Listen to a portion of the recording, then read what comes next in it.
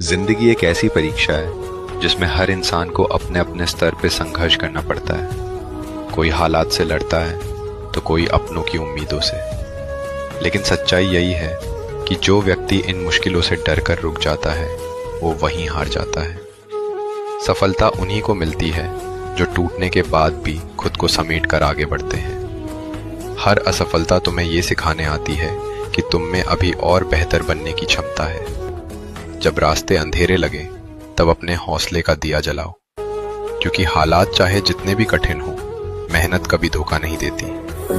लोग तुम्हारी शुरुआत पर नहीं, तुम्हारी मंजिल पे तालियां बजाते हैं। इसलिए आज अगर कोई तुम्हें नजरअंदाज कर रहा है तो घबराओ मत। यही समय है खुद को साबित करने का।